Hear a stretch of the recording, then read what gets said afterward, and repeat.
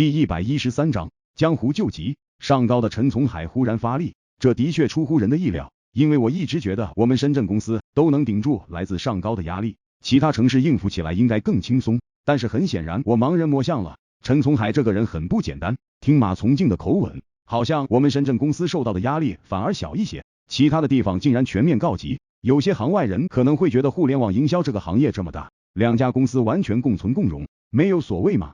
其实这里面差别大了。后面互联网崛起之后，为什么某宝一定要打败易趣？为什么某度要把某哥给恶心出大陆去？那个年代互联网就是这样的特性，更何况上高和博越之间还存在这么多恩怨，所以当时的情况就是水火不容，难以共存。我冷静下来研究了一下陈从海的打法，我发现陈从海的方法其实简单，他手中掌握这些年博越的所有客户，这些客户他一直没有动，直到上高成功和某狐以及某浪合作之后，他便在全国范围内推这两个网站的产品，他的目标客户恰就是博越公司的这些客户。陈从海这种做法肯定给博越很大的压力，因为这意味着博越客户会大量流失。从这样的博弈背后，我看到的其实是双方资本的博弈。毕竟在055年初的那会儿，像某浪、某狐还是很有口碑的网站，尤其是某狐的 CEO， 那是一代创业人心中的偶像啊。他们的产品不管效果怎么样，一般来说客户都认。关键是陈从海还有一个强有力的团队在推动，博越这一边又没有类似的产品和他们竞争，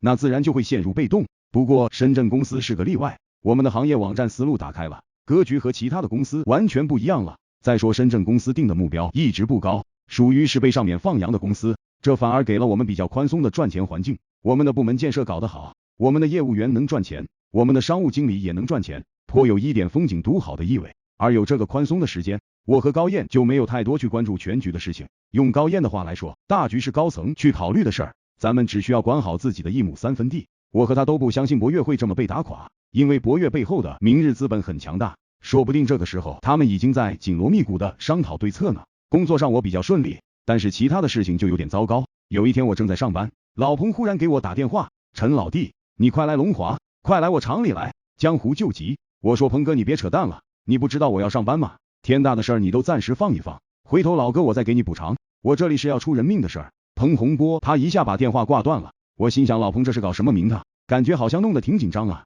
我不敢怠慢，硬是从福田打了一个车去龙华。我一进黄金锁业的大门，便觉得厂里今天气氛古怪。我到前台看到平常笑盈盈的小姑娘像入定的老僧一般目不斜视。另外黄金锁业的销售部在1楼，平常三三两两有几个人进出的，今天一个人都没有。我来这里次数比较多，轻车熟路。我问彭总在哪里，前台冲着电梯努嘴，竟然不说话。我坐电梯上他们的办公区，便看到办公区乱成了一锅粥。我看到老彭的老婆双手叉着腰破口大骂，彭洪波你这个杀千刀的给我滚出来，看老娘今天不剁了你喂狗。一众公司的高管主管都簇拥在女人身边说好话，这女人就是不理会。我仔细一看，好家伙，她手中还真的抄着家伙，这可不是闹着玩的，这可是白晃晃的牛耳尖刀，是真的能杀人的。放在警察那边，这绝对算是管制刀具了。他们的生产副总汤勇和我认得，老汤一看到我，像是看到了救命恩人一般。哎呦，陈总来了，快您劝劝咱们老板娘，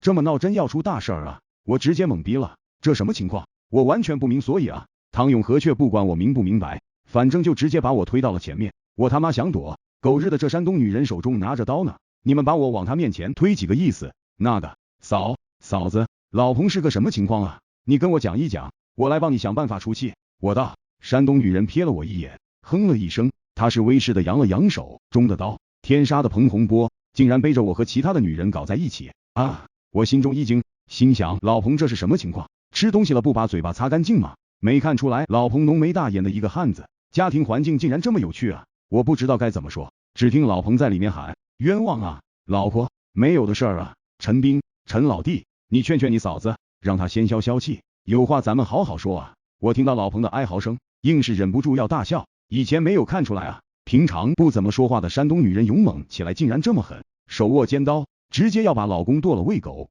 难怪老彭喊江湖救急关乎人命呢。我看这样下去不行，便冲着老彭喊，彭哥你给我闭嘴，现在不是你喊冤的时候，你是不是真有冤？待会儿咱们研究了才知道。我话锋一转，面对山东女人道，嫂子您别拿刀了，这事儿可能有古怪，我们先把事情搞清楚之后您再生气好不好？如果老彭真不是个东西，在外面乱来，那我帮你对付他好不好？我一通好说歹说，总算让女人放弃了武器了。我对汤永和道：老汤，这样好不好？我先进去看看情况，你们给嫂子宽宽心。你不能进去，让姓彭的滚出来。山东侠女一言九鼎，毋庸置疑。我冲着里面喊，听到没？彭哥，嫂子让你出来。我冲着汤永和等人道，你们闲杂人等先散了，我跟嫂子还有彭总3个人把这个事儿捋一捋。